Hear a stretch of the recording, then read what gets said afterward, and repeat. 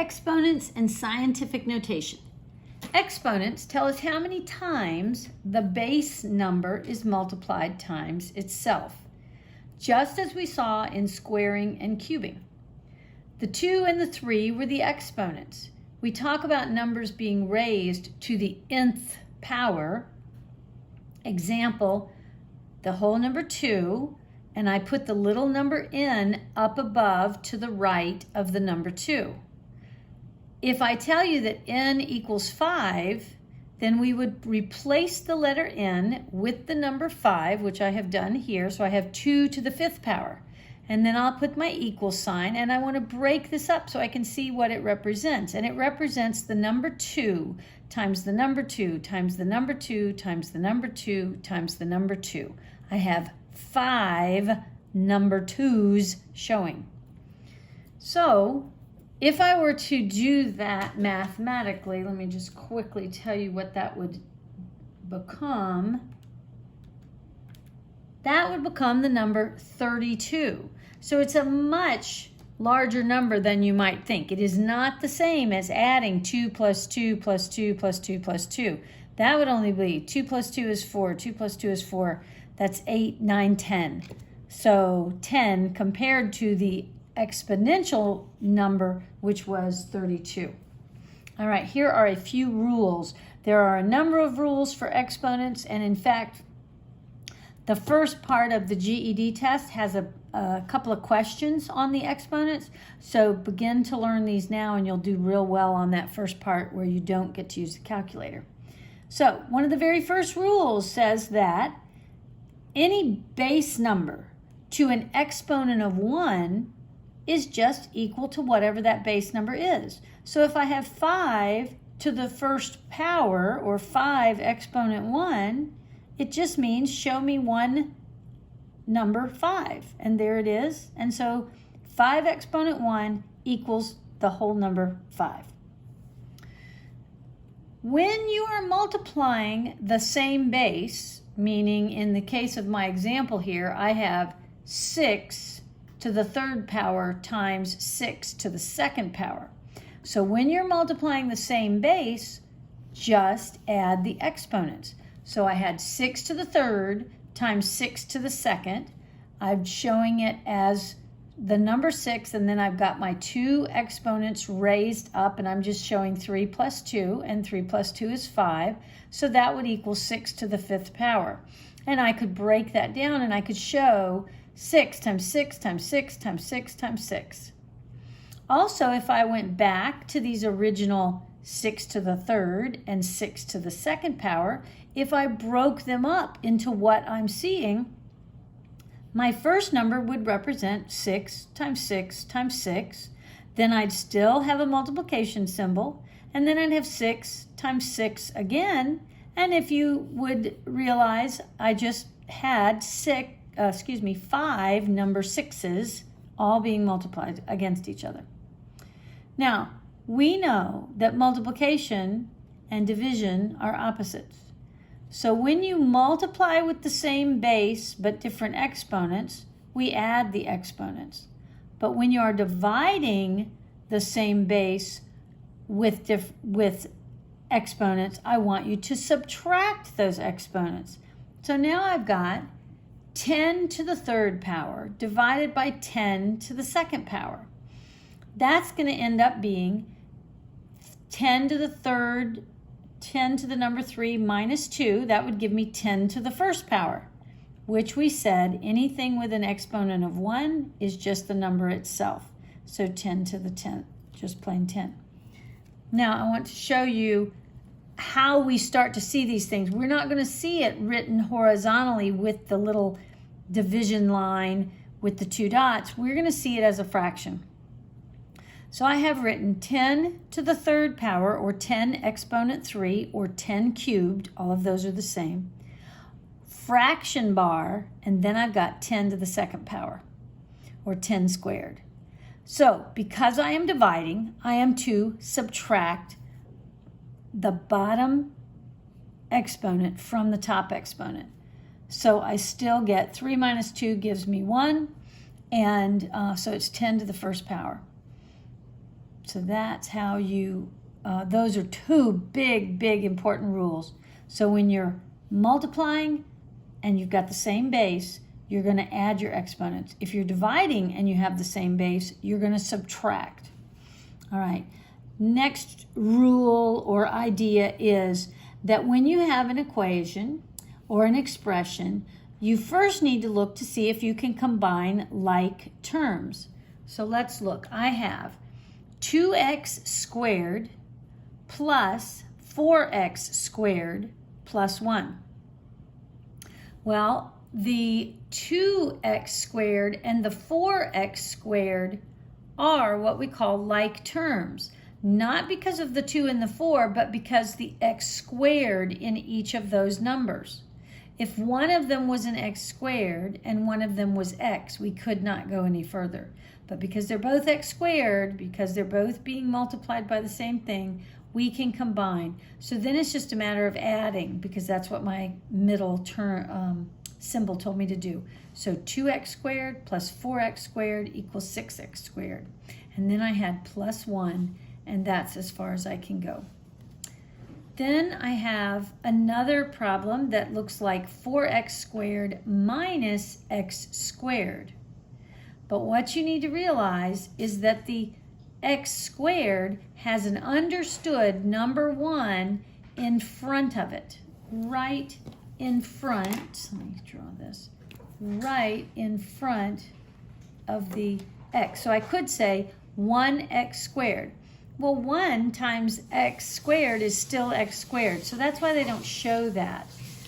But now that we know it's there, I can go back and I can see that these are like terms. So 4x squared minus 1x squared gives me 3x squared. Now I want to talk about scientific notation. It uses exponents or powers, those are the same, they mean the same thing, of 10 only. So you're not going to see like 9 to the 10th power, you're going to see 10 to the 9th power, 10 to the 3rd power. You're only going to be using the tens and exponents when we're dealing with scientific notation. And the scientists do this to write either very large or very small numbers. The decimal point must always be located just to the right of the first non-zero digit. Example, here's a number of 9.72 times 10 to the 5th power. This is written in scientific notation. They have actually taken off the number of zeros off of this number 9.72, and they have dealt with it by giving us 10 to the 5th power. So let's figure out what this means. So 10 to the 5th means to move the decimal 5 places to the right in order to turn it into the expanded form. So I'm starting with where my decimal is, and I need to move it 5 places to the right. Well, 2 of those places have whole numbers, the 7 and the 2 in them. But I need 3 more places, and so those I'm going to have to fill in with zeros, and that's what I've done here. So the actual expanded notation is 972,000, whatever this was, whether it's light years or feet or miles, we don't know. But the decimal moved 5 places to the right. You can put this in the 10 to the 5th power into your calculator, and you will end up getting the number 1 with 5 zeros attached to it. So that would be, what is that, 100,000, 10,000? Oh gosh, I'm terrible at, in case I can't see it. 10 to the 5th power. It would be the number, 100,000.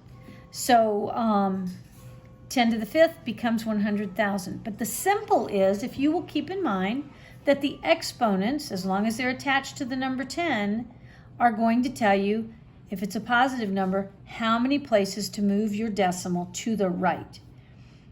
Now, when we divide the same bases, we subtract exponents. We just talked about that. So what if I had something like 10 to the 3rd power, and then I've got my fraction bar, and underneath it I have 10 to the 5th power?